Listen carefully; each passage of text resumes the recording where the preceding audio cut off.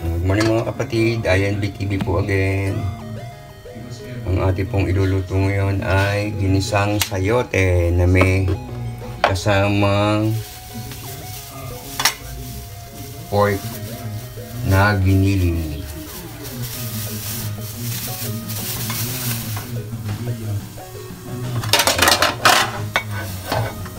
Salamat po sa Diyos at meron naman po tayong pagkain sa ating pagkainan. Madali lang po lutuin to.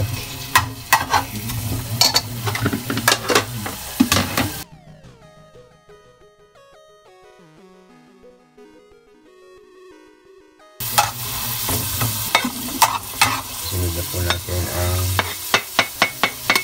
garlic o bawang. Then po natin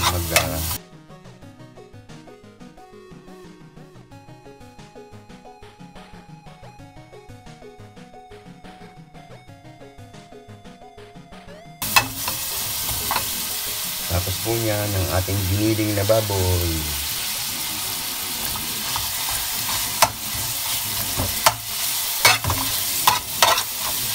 Nakalit po natin yung sibuyas at ating bawang.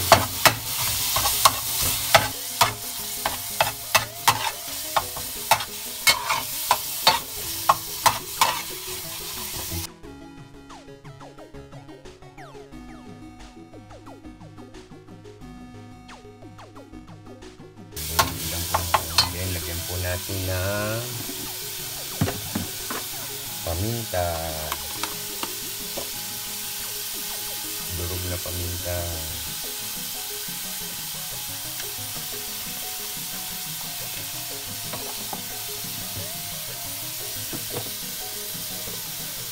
asin, depende po sa inyong panlasa.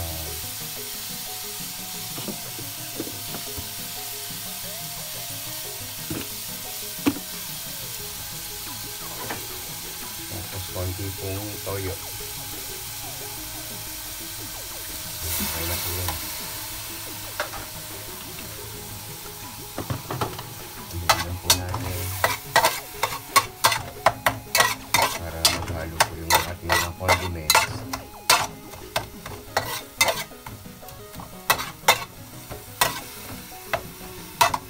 After po yan, maglagay po kayo ng ang ginamit ko pong tubig ay yung, alam niyo po yung kasinaing, yung pangalawang hugas na tinatawag nila kasinaing. Yan, ito po nilalag. Pero pwede rin po yung tap water. Kaya ako po, ito po. Yung kasinaing, yung pangalawang hugas na tinatawag nila. Yan. Yan. So, hintayin lang po lang natin kumulo. O, maya-maya po ulit. So, yun mga kapatid, ito na po. Lalagay na po natin yung ating sayote.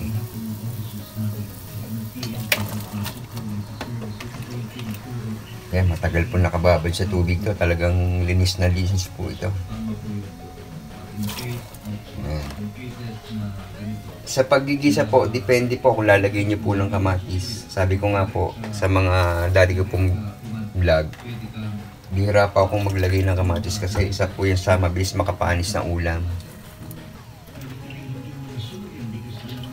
Pero depende rin po sa inyo kung gusto nyo pong lagyan ng kamatis. Lalo po ngayon, may init na panahon, mabilis po mapanis ang ulam. So ayan po, halo lang po natin yan.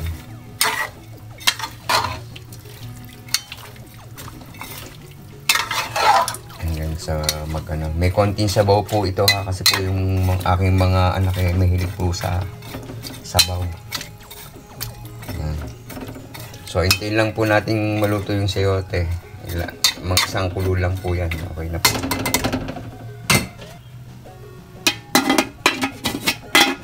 So ayun na po. Luto na po yan. Luto na po ang ating ginisang sayote na may giniling na baboy. Ayan, yun na po ang ating finished product.